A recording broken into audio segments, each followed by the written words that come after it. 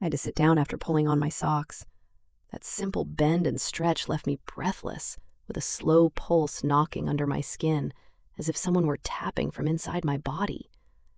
My due date was only days away, and even lifting a glass of water felt like a test of my balance. I eased myself to the edge of the bed, pressed one hand to the curve of my stomach, and waited for the dizziness to pass. From the living room, voices drifted down the hall. Ryan's soft, eager replies, Margaret's brisk instructions. It sounded as if my home had become a radio tuned to a station I had never chosen. The apartment belonged to me. My grandmother's name was still etched on the mailbox downstairs. But lately, every sound inside it felt like permission being granted to someone else. Margaret had moved in to help. That was the word she used. Help. The way some people say weather like it is an inevitability instead of a request. She was a widow with a spine of iron, and a widow's certainty, a woman who believed she knew the world better than anyone because she had survived it. She filtered everything through experience and righteousness. I had met her before the wedding, with her smiles, casseroles, and folded blankets, and I had believed I could manage her. But after my second trimester, when nausea came and went, and my body began to feel less like mine every week, Margaret parked her suitcase by the door and announced that a first-time mother should not be left alone. Ryan, grateful and relieved, welcomed her with open arms and an open calendar. Margaret set her bag in the second bedroom and immediately began narrating our days. Eat this, not that. Don't nap now, it will ruin your night. Put on a scarf. Call a different doctor. I said thank you for the soup and thank you for the folded towels, and I quietly repeated to myself that it was temporary. Ryan was not cruel. That was what I kept telling myself. He simply bent toward the person who pushed the hardest. When I first met him, he was the kind of man who drew little maps for me on cocktail napkins, showing me where he had lived in the city and what he loved about Chicago. Ball games by the river, late-night rides on the Brown Line where the tracks glittered above the street like a necklace.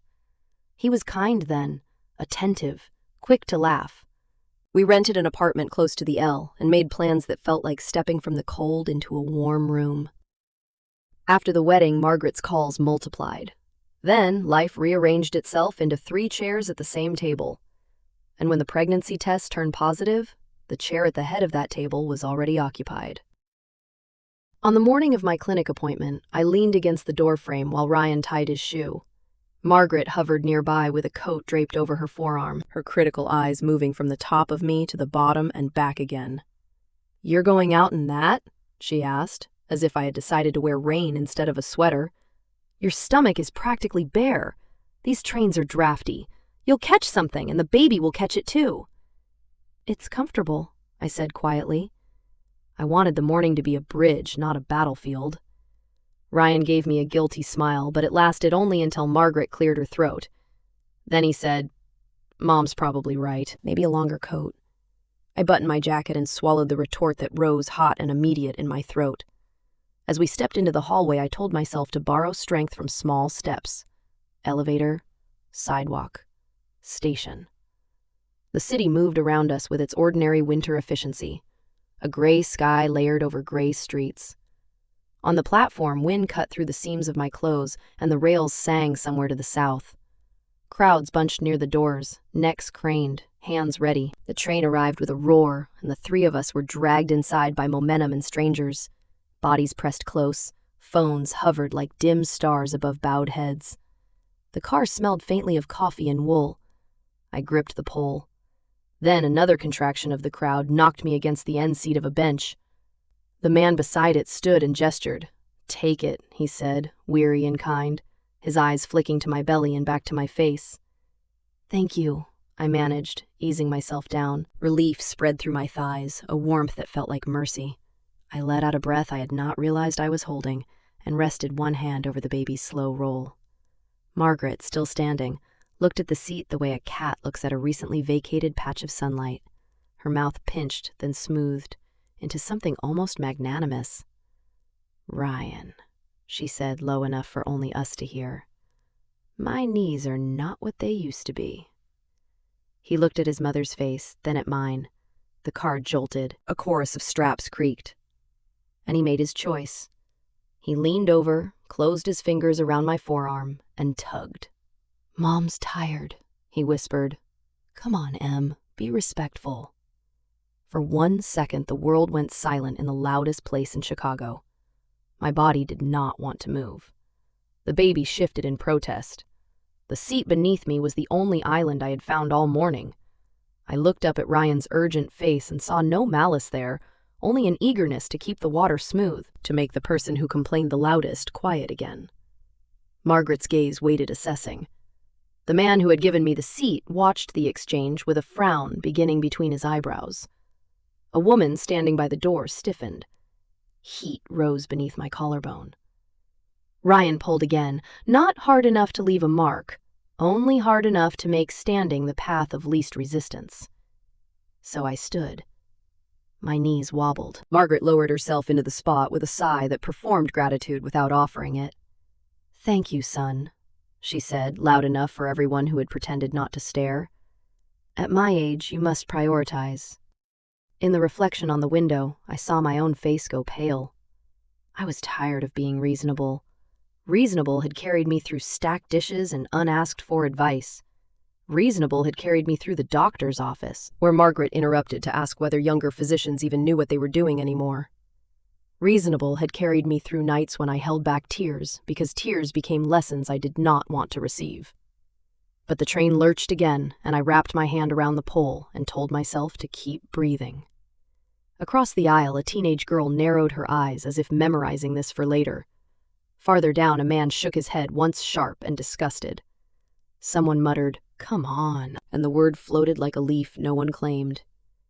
The humiliation settled slowly, a drizzle that soaked everything. It was not the seat. It was the ritual. It was the way Ryan's fingers assumed I could be moved. It was the performance of weakness from a woman who was never weak in any moment that gave her the upper hand. I thought of my apartment, of my grandmother's china wrapped in paper in a cabinet Margaret had rearranged. I thought of the framed photo of Ryan and me at the lake, repositioned to make room for an urn that did not belong to that house. I thought of the calendar now filled with appointments I had not penciled in. I heard my doctor's voice from the week before. "You need rest, Emily. Your blood pressure is creeping up." Then I heard Margaret's reply over it. "We didn't have all these worries and we were fine. Young women are too soft now." I swallowed hard. At the next stop, the doors parted and a wave of air moved through the car. A woman who had been seated near the middle rose carefully. She was older than Margaret by at least a decade, wrapped in a plain coat and a hand-knit scarf the color of oatmeal. Her hair was the soft gray of sky before snow. She stepped toward me with the steadiness of a person who had spent a lifetime deciding when to speak. Her eyes took in the scene quickly. The young pregnant woman on her feet, the mother seated, the hovering son, the uneasy witnesses.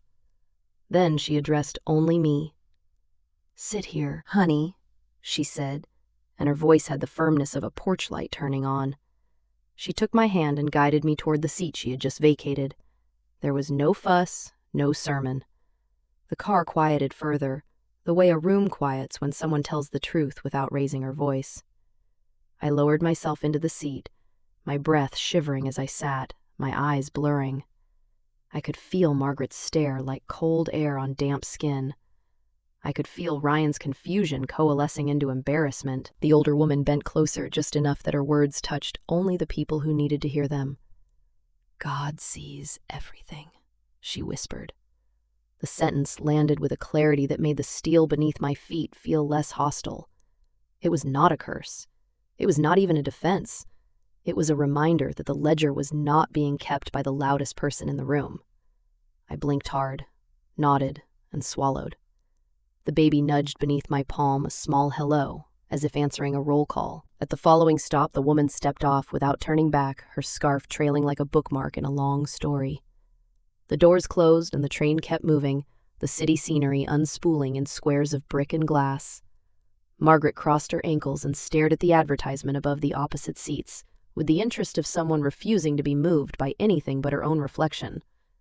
Ryan shifted, then let his hand drop from the pole, then shifted again. He angled himself as if to speak to me, but the words did not come.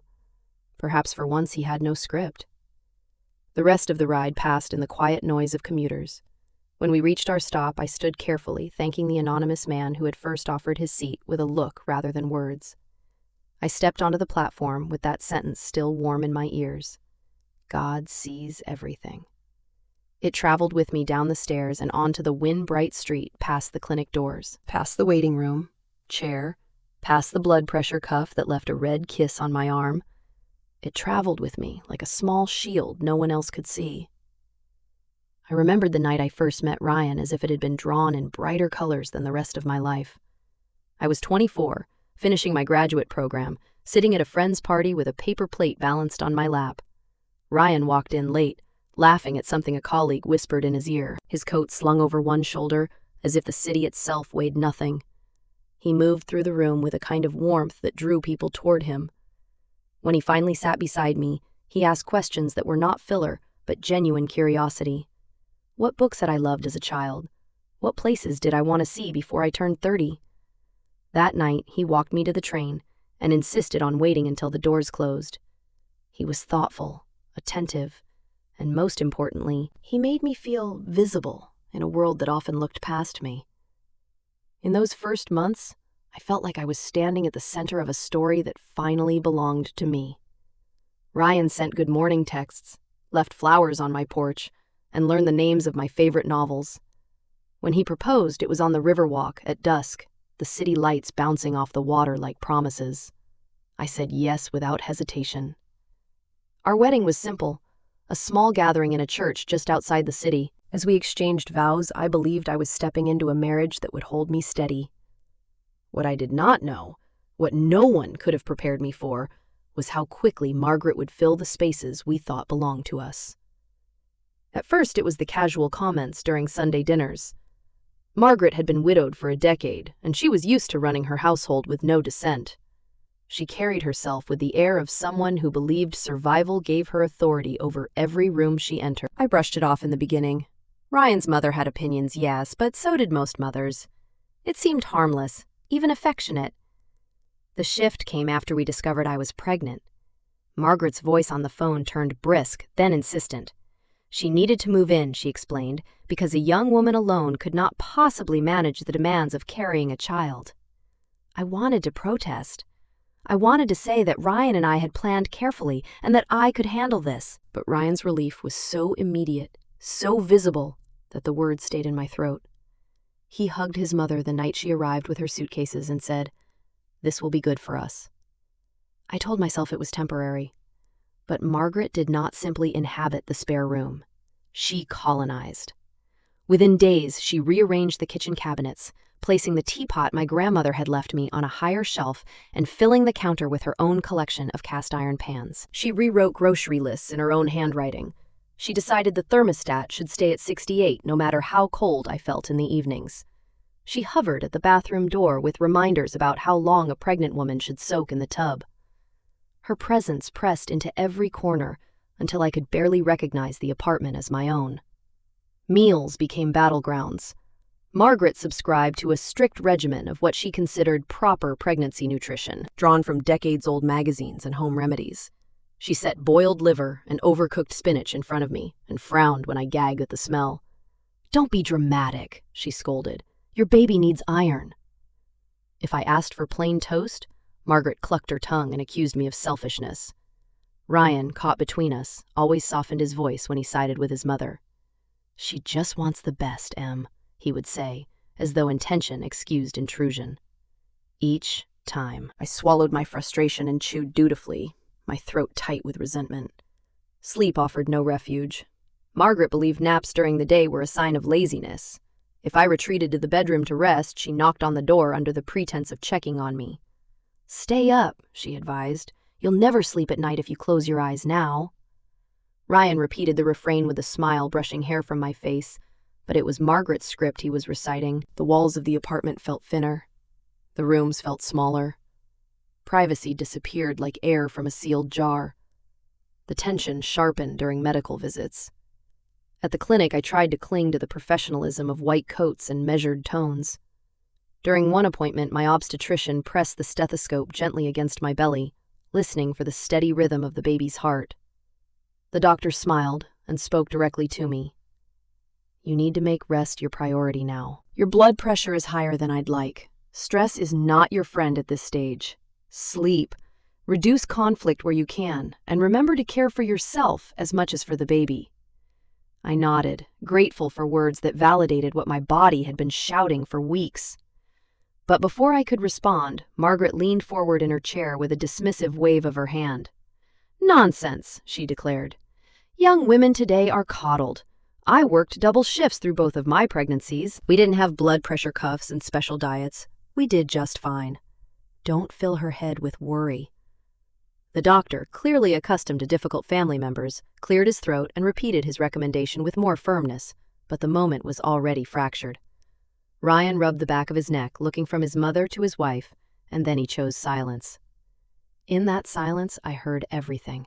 Margaret's voice, Ryan's complicity, the erasure of my own needs. The doctor's words evaporated in the air like steam from a cooling cup. Walking back from the clinic, I carried the paper printout of my test results folded in my pocket. Each step felt heavier than the one before. I wanted Ryan to take my hand and tell me my well-being mattered. I wanted him to draw a line against his mother's overreach. Instead, he stayed close to Margaret, listening to her commentary about traffic and weather, nodding in rhythm. When I slowed, no one noticed. When I stopped to catch my breath, it was the stranger behind us who muttered, "Are you all right?" Ryan finally glanced back, embarrassed, and ushered me forward. Margaret rolled her eyes as if my exhaustion were another indulgence. By the time we reached the apartment, the realization had settled inside me like a stone. In my husband's world, there were two women. One commanded loyalty through history and grief. The other, his wife, the mother of his unborn child, was an afterthought. I sat on the edge of the bed, staring at the framed photo of my grandmother that still hung above the dresser. The apartment was mine by inheritance, but my place inside it had become conditional. I pressed my palm to my stomach, felt the baby shift in response, and whispered a promise only my child could hear.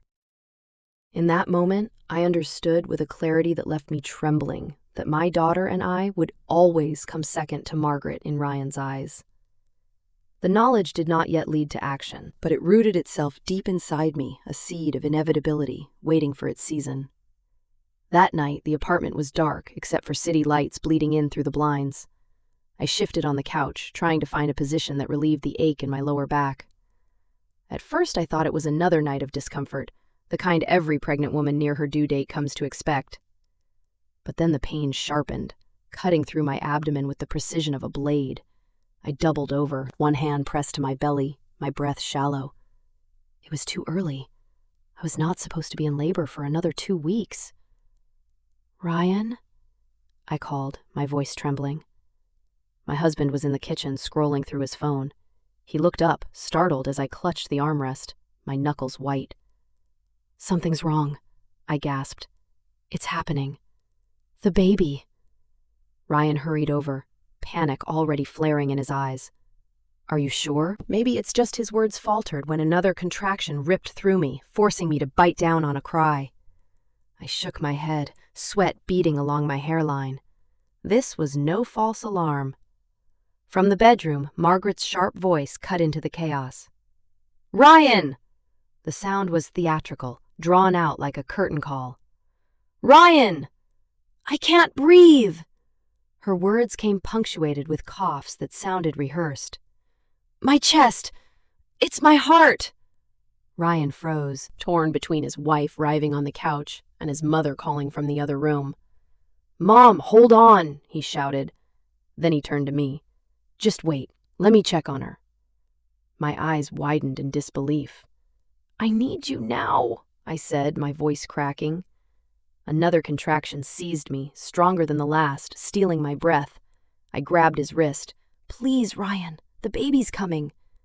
But Margaret wailed louder, her voice echoing down the hall. "Ryan, don't let me die alone." Panic overtook reason in Ryan's face. He wrenched his hand away and bolted toward his mother's room. I stared after him, stunned. Each second stretched like an accusation. I tried to stand, but my legs buckled beneath the weight of pain and betrayal. The next cry that left my lips was not only from labor. It was the sound of something inside me breaking. Minutes blurred. I heard Ryan's frantic voice on the phone calling for an ambulance, but not for me. He was describing Margaret's symptoms, pacing the hallway as if his wife's contractions were background noise. I realized then that if I did not act, my baby and I would be alone in the fight for our lives. My hands shook as I fumbled for my phone. I dialed 911, my voice ragged.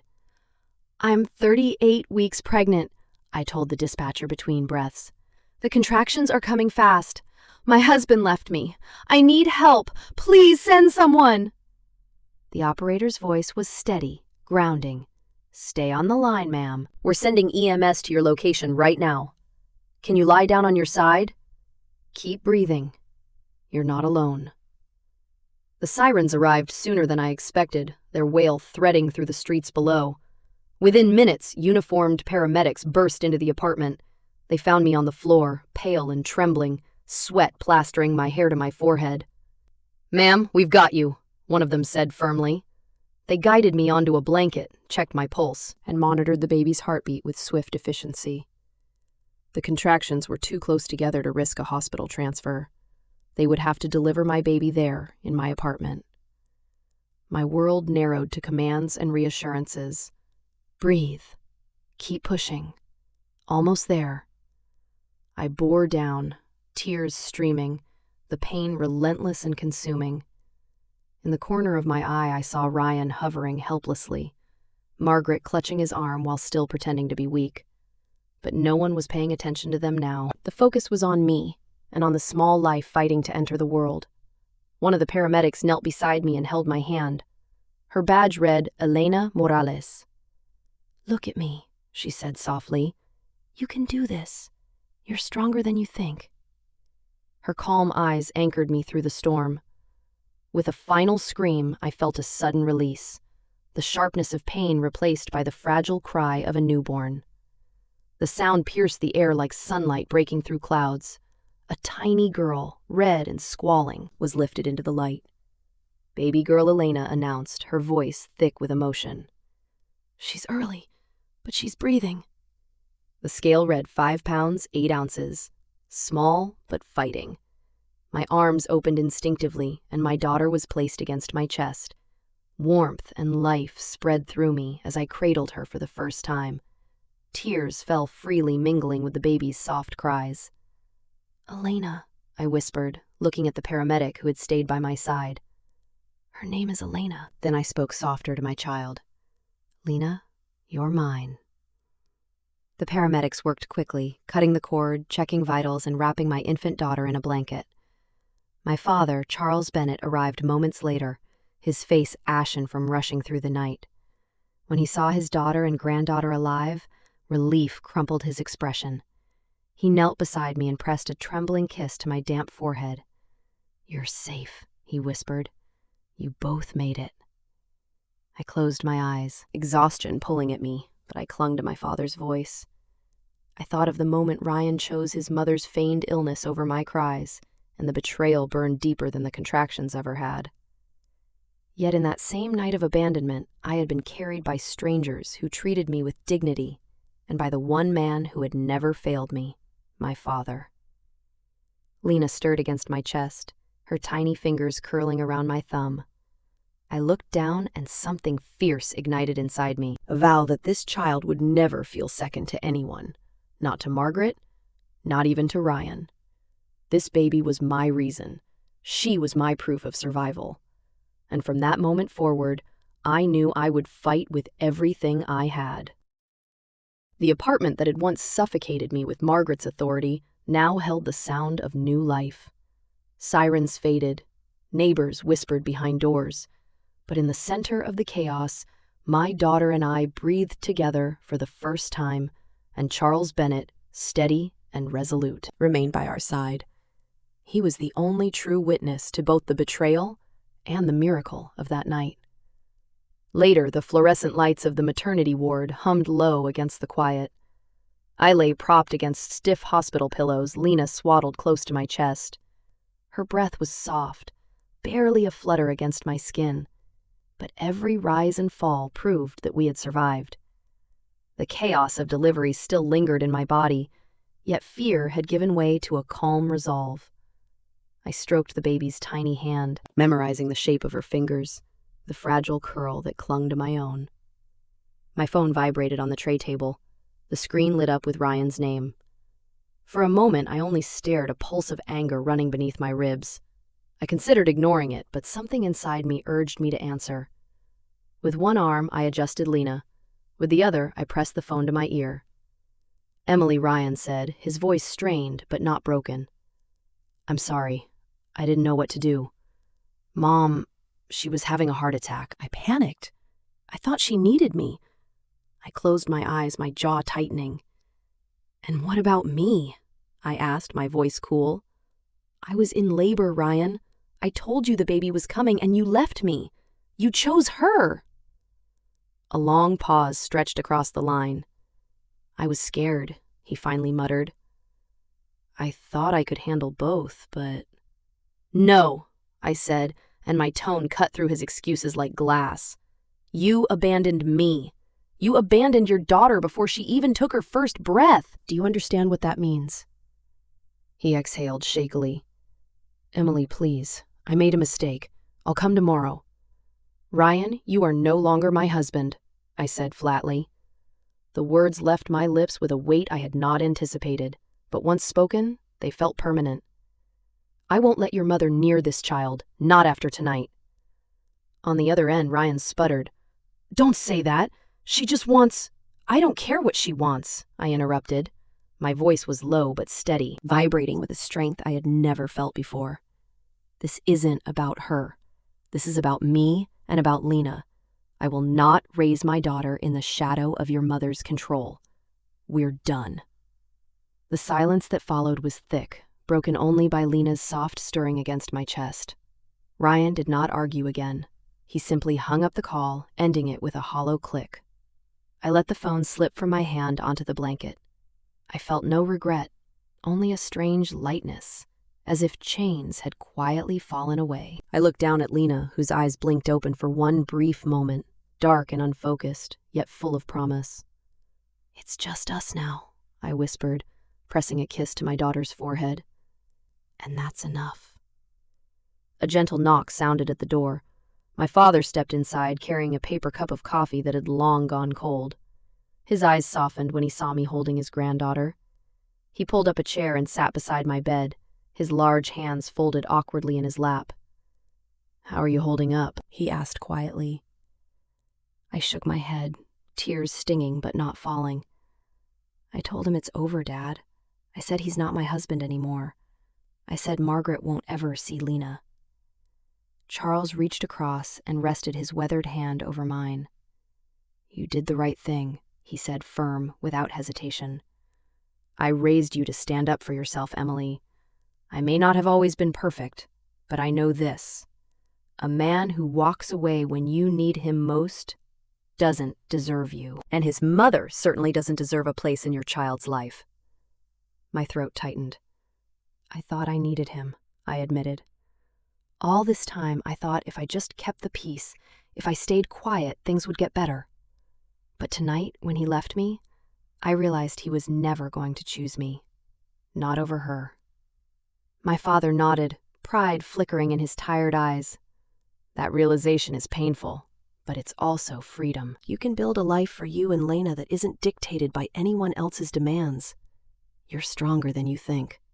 I studied my father, the lines etched deep across his face, the quiet certainty in his gaze.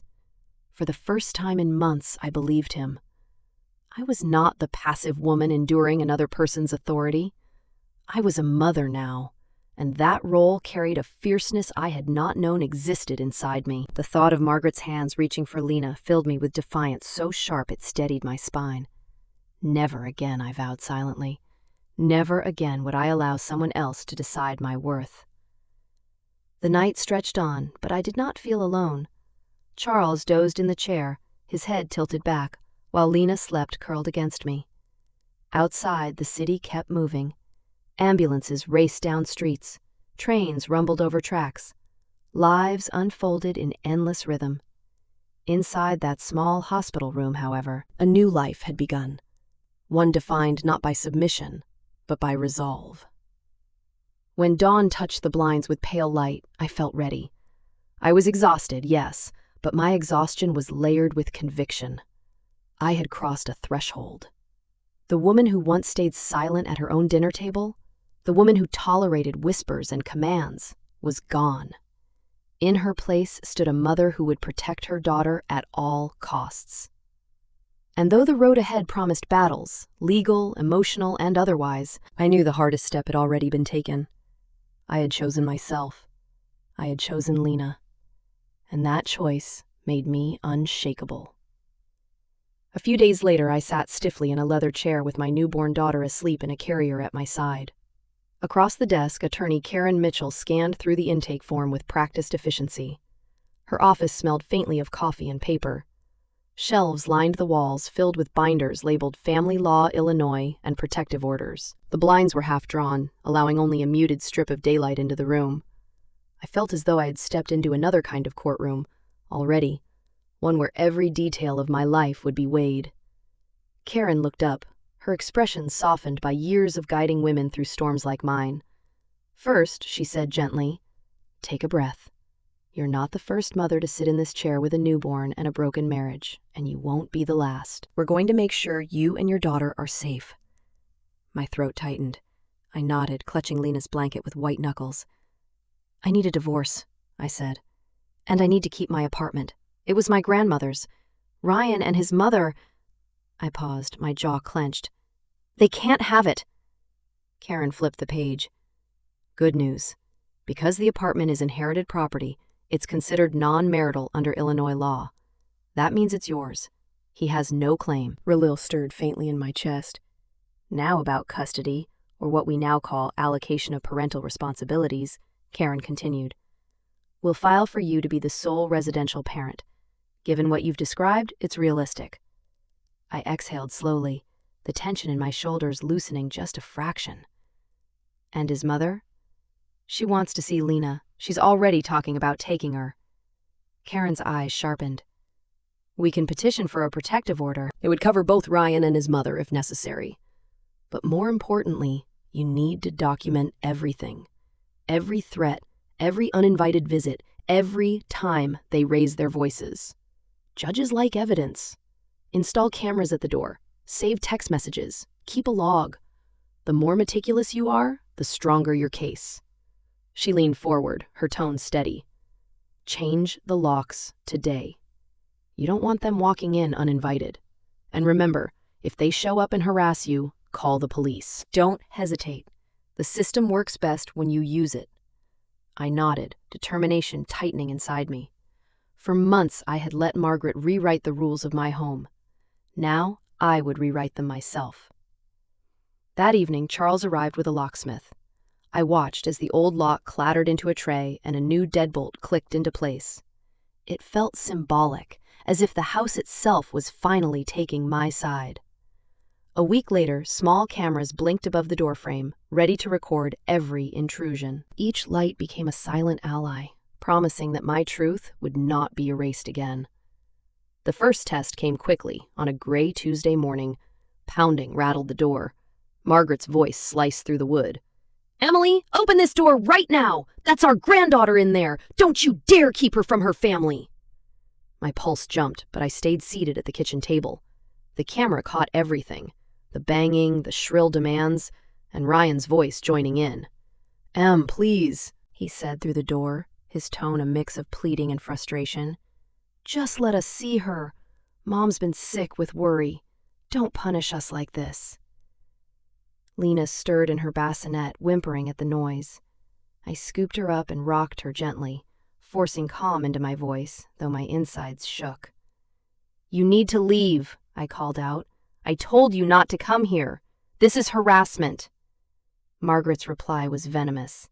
"You ungrateful girl. After everything I've done for you, you think you can keep that child away from me? You'll regret this."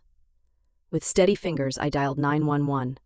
"My estranged husband and his mother are pounding on my door and refusing to leave," I told the dispatcher.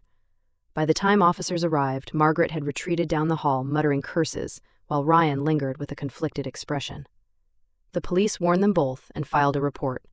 I tucked the paperwork into my growing folder of evidence. The visits did not stop. Some days it was flowers left at the door, accompanied by Ryan's notes.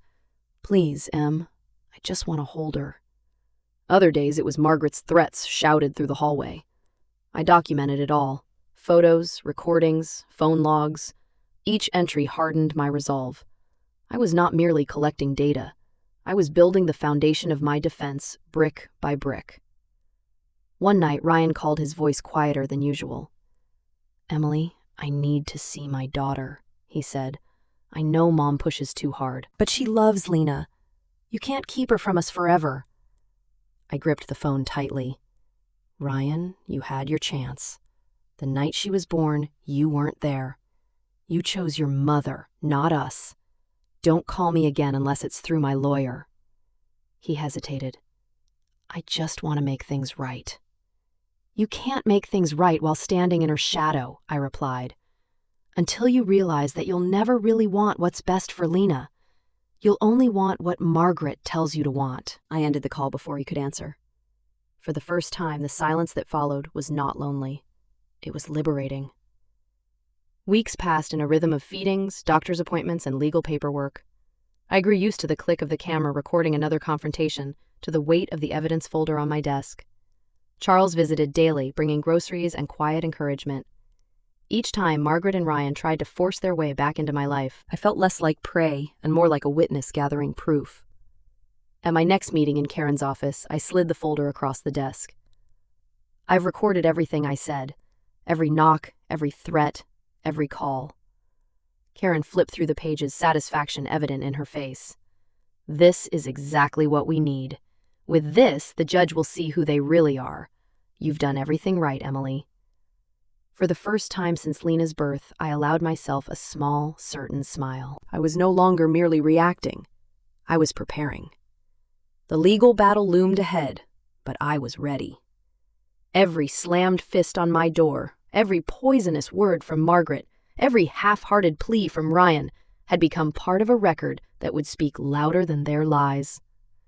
And when the time came to stand before the judge, I knew I would no longer be the woman who once yielded her seat, her voice, and her home.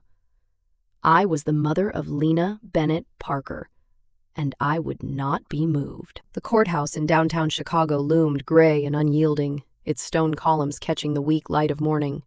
I walked up the steps with Lena's car seat balanced in my father's hands. I wore a plain navy dress, my hair pulled back tightly, my shoulders squared. The weight of months of fear and preparation pressed down on me, but I carried it with quiet determination. Today, I would not be silent. Today, my voice would be heard inside the Cook County Family Division. The air hummed with the low murmur of cases being shuffled, families whispering, and attorneys checking watches. I sat at the petitioner's table beside Karen Mitchell, my folder of evidence stacked neatly between us. Across the aisle, Ryan slouched in his chair, adjusting his tie as though it were strangling him. Margaret sat rigid beside him, her lips pressed into a thin, self-righteous line. She wore black, as if attending a funeral, her hands folded with the gravity of a martyr. The judge, a woman in her 50s with clear eyes and no patience for theatrics, called the case to order. "Parker versus Parker," she announced. "Petition for dissolution of marriage and allocation of parental responsibilities." Karen rose first. "Your Honor, my client Emily Parker seeks full allocation of parental responsibilities and parenting time on the grounds that her estranged husband and his mother have created an unsafe and hostile environment for both mother and child." She gestured to me, and I met the judge's gaze steadily. "We will present evidence of harassment, neglect, and abandonment at the time of birth." The judge nodded. "Proceed." Ryan's attorney, a younger man with nervous eyes, cleared his throat. "Your Honor, my client simply wishes to be part of his daughter's life. Any suggestion that he or his mother pose a danger is exaggerated." Before the words had finished echoing, Margaret leaned forward and spoke directly to the bench, her voice loud and brittle. "I only ever wanted to help. I moved in because Emily was too fragile to handle pregnancy on her own. I cooked, I cleaned, I guided her.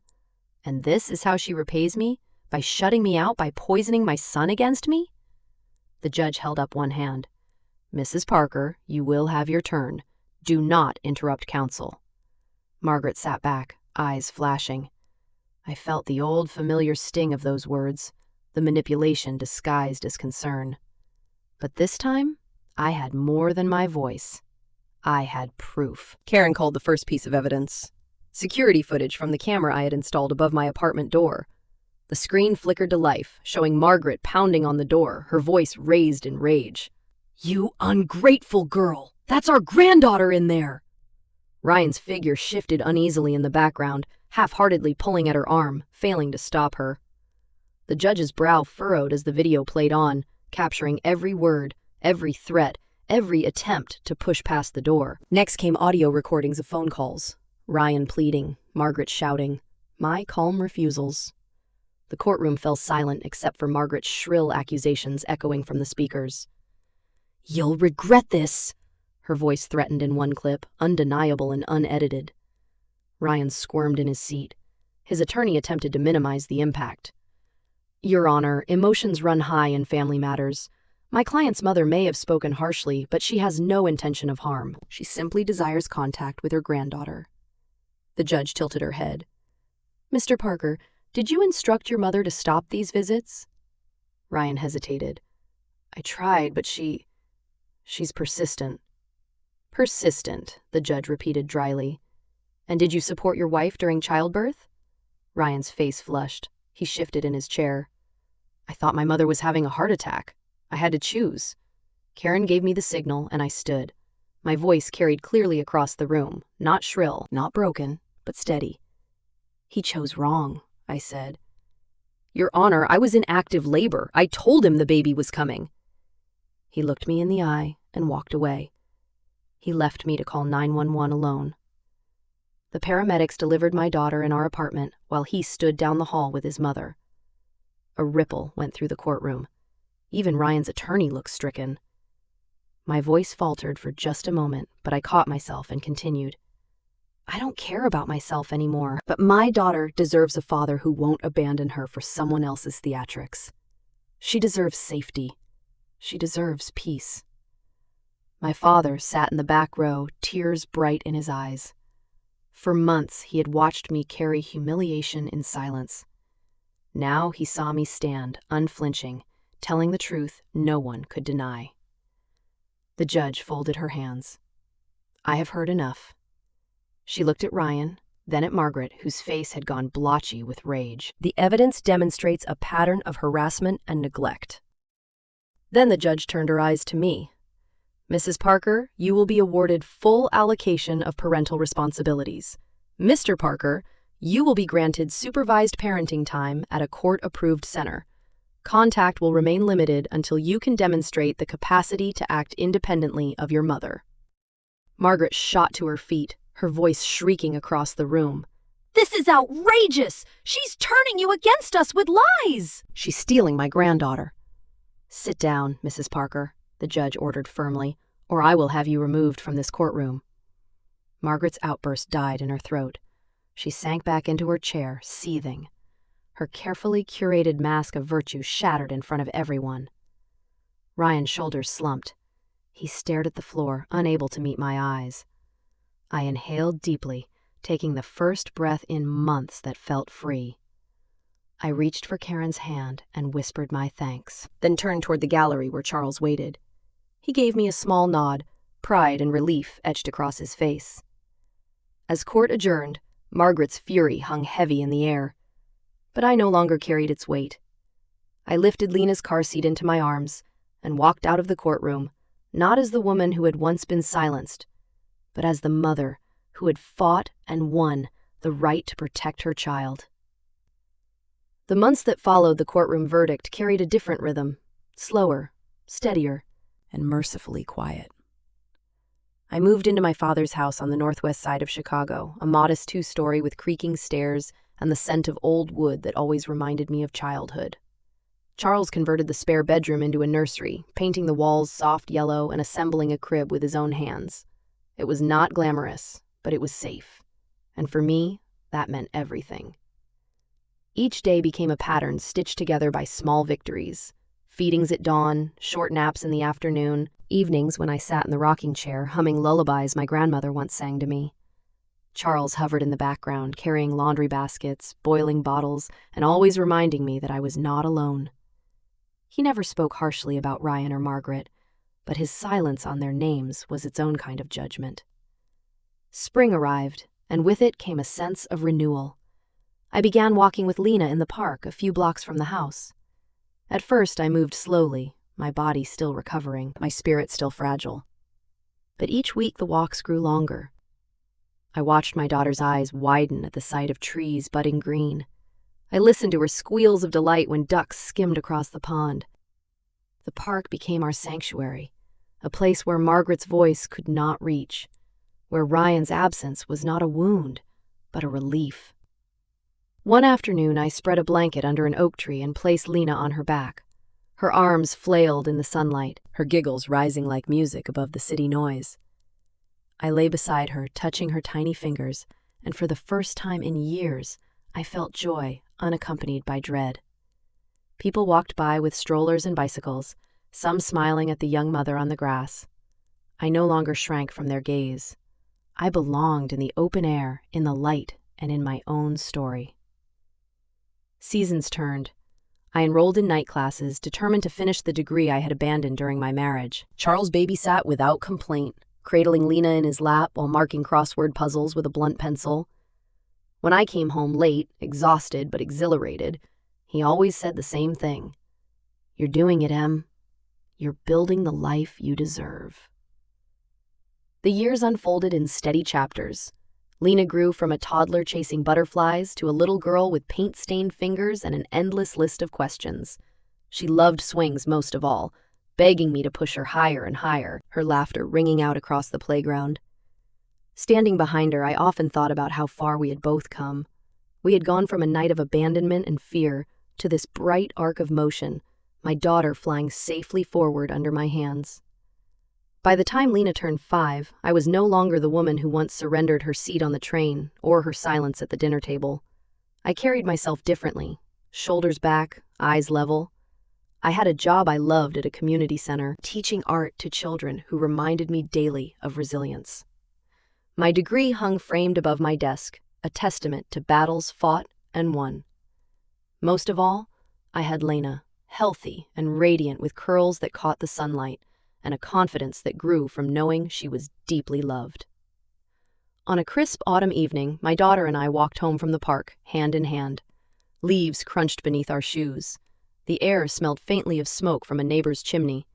I felt content, almost weightless. I squeezed Lena's small hand and smiled as she chattered about her day at kindergarten, her new friend, her painting of a dragon, and the teacher who said she was clever. When we turned the corner onto our street, the house came into view.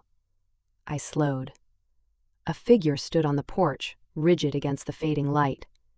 Even from a distance, I recognized the posture, the tightly folded arms, the stubborn tilt of the chin.